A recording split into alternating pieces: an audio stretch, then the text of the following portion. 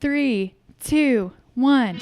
Welcome to The Peaceful Truth, the podcast where we talk about everything from feminist issues, feminism, and everything in between. You are joined by Megan Hoharts and Kenzie Meekbeck. What up, girl? Girl, I'm excited for this episode. I'm not going to lie. Me too. I'm actually very pumped. But first, how was your week? It was good. Work, yoga. We went to Costco. Doesn't get much more. 30 Did you have something. pizza? No, I didn't have pizza, but Des just like lights up in that place. He just loves it. I don't know. Sometimes you got to buy in bulk, you know? Like he'll ask me multiple times to go to Costco, and I'm like, I really don't want to go to Costco. And then there's samples. I get Des. I get him. So then I finally tell him, yes, let's go to Costco yesterday. And then he was just like so happy to be there. It was. You do you, Des.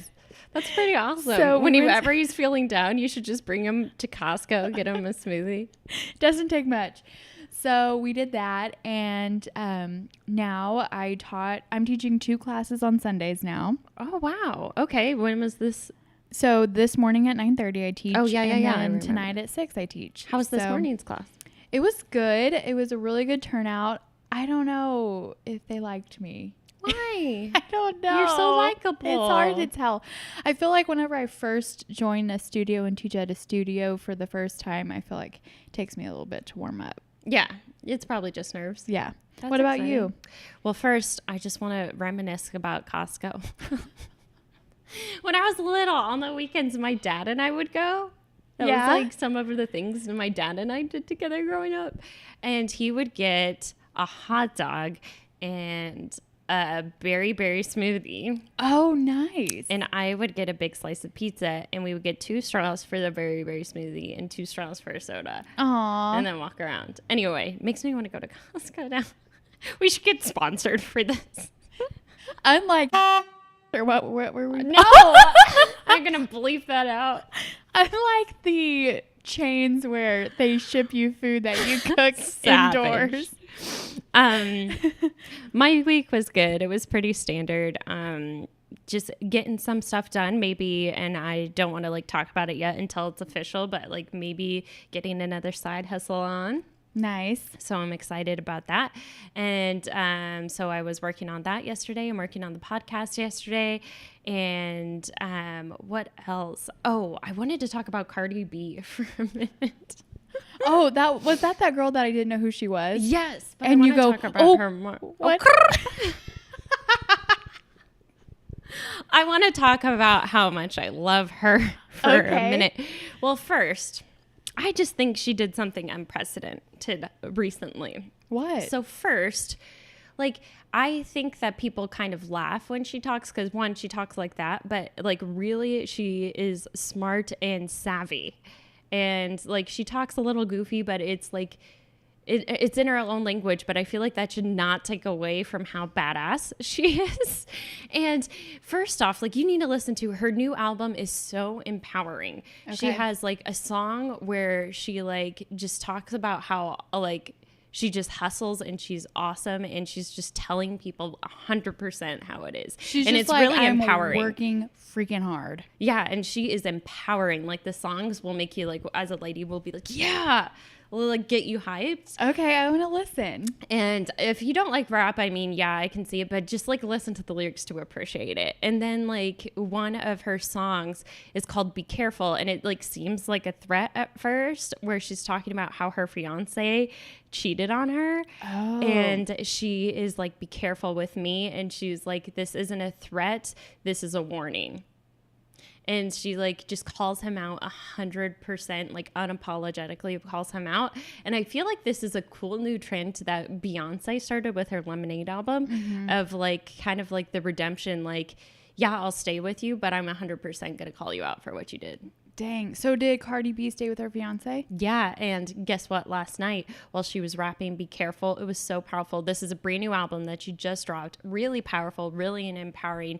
She's singing Be Careful on SNL about her fiance, and the camera zooms out and she's pregnant. Holy crap. shook. I am shook. She's pregnant? She's carrying life while a female rapper, which is like hard to break into. And it's like she broke a lot of records for breaking the top records on the chart as a female, which has never been done before. And she's doing it while pregnant on stage and being a boss while carrying the life of her fiance's child, calling him out. It was powerful. It was powerful. Shook. I don't even know this girl, and that's crazy. Isn't that cool? Yes, and they're going to stay together. Yeah. Well, that's not for us to decide. Yeah, no, absolutely. Whatever they want to do. But isn't that insane? Yeah.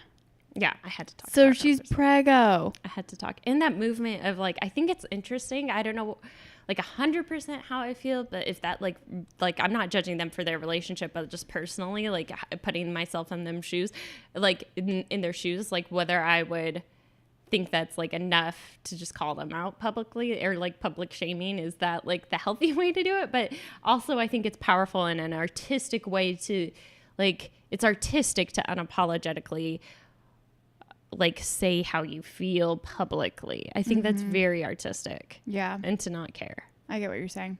Know what I mean? Yeah, you're saying you don't know if that's the way you would handle things, but you're saying good for her for finding the way that she wants to handle it and doing it. Yeah, and I think it's artistically powerful as an artist to like say what you're really going through.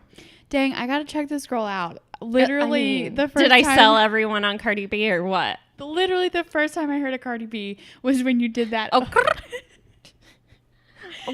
yes. So she has her own language. No, she just kind of I think she's also bilingual. I'm not sure where she's from, but I think she's from New York originally, but she just kind of talks in this really cute way. But then when she raps, it's like hard, so eloquently said and like smartly said. But she talks really fast and in like a little bit of a girly girl accent. But like then she raps and it's like, whoa. I'm going to YouTube her as soon as we're done with this podcast. Yeah. Okay, perfect. She's really cool. On my high horse about Cardi B. Anyway. Before we get started, I want to go back to something that we talked about last week. I mentioned that my sister-in-law's best friend was doing a kind of like some university classes. Yes. And so she commented on her picture and said that the program is through Cornell's online university and it's called Women in Leadership. Oh, cool. And then I said, I hope I did an accurate representation because I felt like I was blabbering a bit. And then she said, there's so much to it. It's fascinating stuff and you mostly captured it. But the inverse is true too. So when women exhibit traditionally male leadership behaviors, i.e. decisiveness, directness, upward influencing, they aren't applauded in the same way. And often that's when the B word comes out. Mm-hmm. So men who can lead situationally are the whole package. And women who have the same skill to lead situationally aren't as applauded. Oh, yep. So I 100% think that's true. And I guess it's proven via study then? Is that what that means? Yeah, they're just studying it and they're learning about it. And maybe by learning about it and by talking about it, then maybe, things can change. Yeah. Awesome. So I just wanted to point that out. So today we are talking about the Salem Witch Trials. Meg is so jazzed. I don't know why we haven't thought of this sooner. And I got myself in a huge rabbit hole yesterday reading about it. Oh, I'm so excited. So should I go first or you go first? Because I you did a little bit of history background too. You go first. Okay, cool. And then you go into all the theories and then I'll kind of go into the sexism at the end of it all. Okay, cool. So a little bit of background. This was found on SmithsonianMag.com by Jess Bloomberg. So it happened, the Salem Witch Trials happened in colonial Massachusetts in the late 1690s. So let's take ourselves back. It's right before the Revolution. There's no technology. You're in a cabin. There's a lot of diseases. It's dark. It's and gross. You just came to this new country that you don't even know you're colonizing it. Yeah, and it's Puritan times. It's rough. And it's Puritan times where religion is kind of ruler. Yeah. Okay. So 200 people were accused of practicing witchcraft. 20 were killed. The colony later admitted it was a mistake, and those families were compensated. Probably not enough, though. So according to the history of Massachusetts.org, or actually I'm going to let Megan talk about that part, but still from this website, several centuries ago, many practicing Christians and those of other religions had a strong belief that the devil could give certain people, known as witches, the power to harm others in return for their loyalty. A witchcraft craze rippled throughout Europe from the 1300s to the end of the 1600s. So this was at the very end of it all. Tens of thousands of supposed witches, mostly women, were executed. Dun, dun, dun. Do you want me to pick it up from here? Yeah, pick it up. So my sources are Wikipedia, History of Salem Witch Trials blog, the Salem Witch Trial victims, who were they? And those last two were by Rebecca Beatrice Brooks. So here are the initial events that kind of kicked everything off. Okay. Betty Paris, age 9, and her cousin Abigail Williams, age 11. I believe it was Betty's father who was a reverend. Okay. So very religious household. Those two girls began to have fits described as beyond the power of epileptic fits or natural disaster.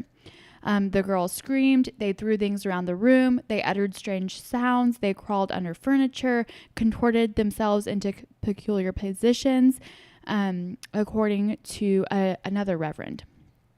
So the girls complained of being pinched and pricked with pins, and a doctor, who was assumed to be William Greggs, could find no physical evidence of what was going on and why it was happening. Other young women in the village began to start exhibiting very similar behaviors. So why were these girls having these fits? Yeah. So there are quite a few modern theories as to why. Some say epilepsy, some say boredom, child abuse, mental illness, or there was even this weird disease that was brought on by eating rye that was affected with fungus. And rye was a big deal. Yeah. So and it probably wasn't clean back then. So they're saying that it could, some people say that it's psychology to it, and then other people are like, well, actually they may have been eating fungus. So it could be a culmination of things. Yeah. Yeah. So then they were trying to figure out why this was happening. Mm-hmm. And so the first 3 people who were accused and arrested for afflicting the girls were Sarah Good, Sarah Osborne, and Tituba. So the background on these women. Yes. They're not the famous rich ladies who everybody looks up to, who goes to church every Sunday. Sarah Good was a homeless beggar. She was known to seek food and shelter from neighbors. And she was accused of witchcraft because of already looked down upon, probably. Yeah. She was looked down for her reputation. Sarah Osborne, she rarely attended church meetings, which was a huge deal back then. She was accused of witchcraft because the Puritan believed that Osborne had her own self-interest in mind following her remarriage to an indentured servant. So it's all about class back then, or all about hierarchy. And then Tituba was a South American Indian slave. She was likely the target due to her ethnic differences, and she was accused of attracting girls with stories of enchantment. These tales would be sexual encounters with demons, swaying the minds of men, and fortune telling. So that gives a little bit of spooky. So, and part of me is like, if I was in those times, I would totally be accused of being a witch. I think I would be too, because I want to be religious. Or I think my issue is I'm a little bit society wise. I like being polite and following the rules overall. I mean, I know I was able to branch out and have an open mind, but I feel like if I were convinced at a young age that this is the way things were, I might be devoutly Puritan. Yeah. I think that's what I would actually be. Dang. Which scares me. Ugh. I'm glad I was raised with an open mind, because, geez, I would be the worst. Chelsea and I both say that all the time. Yeah. We would be the worst. I would be a witch because yoga. Yeah, girl, scandalous. I would, and I feel like I am a religious person, but not in the sense that they would want me to be. And they were also talking about fortune telling. I'm not a fortune teller, but I mean, I'll read horoscopes, no doubt about it. I like, since I moved to Seattle, I don't know 100% how much I actually think they sway things, to be honest, but I've been getting into them just, it's fun to talk about. So we would totally be witches. Yeah. So here are some of the legal procedures used to find if you were guilty of being a witch. I'm scared. They are crazy. Ugh. Okay, first of them, the witch cake. A witch cake. Yes. Okay. So John Indian, one of the minister's slaves, was instructed to make a witch cake. So the intention was to use a traditional English white magic to discover the identity of the witch who was afflicting the girls. The cake was made from rye meal and urine from the afflicted girls. This is really backward. So then the cake was fed to a dog. How would you know? According to English folk understanding of how witches accomplished the affliction, when the dog ate the cake, the witch herself would be hurt. So, as the dog was eating the cake, the witch would scream out in pain. Whichever witch was the one that was afflicting the girls would be in instant pain. This is so really totally legal. I mean, makes perfect very sense. scientific. Very scientific. Flawless. I don't see a problem. This next one is the touch test, and this is the most famous one. So, if the accused witch touched the victim while the victim was having a fit, and then the victim calmed down and stopped, the observers believed that that meant that the accused was the person who afflicted the pain. So she caused the pain, and then by a touch, she can stop it. And she can't control it. So she stops it and without her control, and then the afflicted is calm again. Wow. Here's a quote. "We were blindfolded, and our hands were laid upon the afflicted person, they being in their fits and falling into their fits at our coming into their presence. Some led us and laid our hands upon them, and then they said they were well, and that we were guilty of afflicting them. Whereupon we were all seized as prisoners by a warrant from the justice of the peace, and forthwith carried to Salem." Wow. So, kind of crazy. So, were they from Salem, or was Salem a place that the trials were just held? I think it started in Salem, and then it kind of spread out to other small colonies in the area of Massachusetts. Oh, bummer. And then I think Salem was the biggest one, though. But now you can still go. It's not called Salem anymore. It's called like another town now. Mm. And you can still go, and like the place, Gallows Hill. I don't know. The hill where they were all hung. You can still like go there. Oh, I bet there's haunted stories. So other evidence that were included in the confessions, they could be discovery of books of palmistry and horoscopes. So if you were found with one of those, you're a witch. Pots of ointments in the possession of the home of the accused. And observations of what were called witches' teats. So okay, a witch's teat is a blemish or a mole that was on their body. And so if you had one of these, then you were a witch. Oh man, when I went through puberty. So I have a mole on my terrible. armpit. I have several moles. Yeah. So it would be called a witch's teat. I have a lot of teats. So, and the spot is insensitive to the touch. So if you touched it and didn't like say ow, then it was a witch's teat and you were a witch. I would just be like ow when someone touched it. So that's kind of like just what the hell is going on, really. Like, do you want to say some of the reasons that you found for why this was going on? Like, it's just so mind-boggling that this happened in our country. Yeah, there's a few reasons. I'll kind of go into them before Meg wraps up. So hysteria. We kind of thought of this last week by talking about politeness, and we got into hysteria and how like women had to act polite or they would think that men would think that they're crazy. And I think like just my gut feeling was that, and maybe I was seeking it too much, but my gut feeling was that the Salem Witch Trials went hand in hand with that theory about women. Does that make sense? Yeah.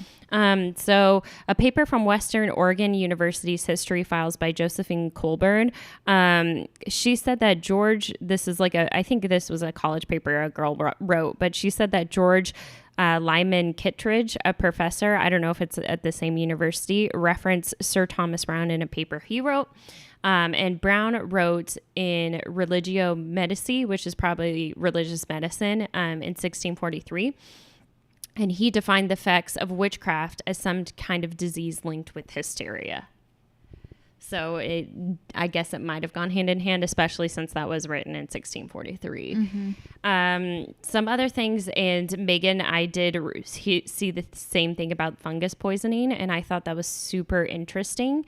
And undiagnosed encephalitis, which I don't know what that means. Do you know what that is? But anyway, it had, and this comes from Daily J Store, this reference. It's convulsive erotism, and this is symptoms of it, and it comes from rye.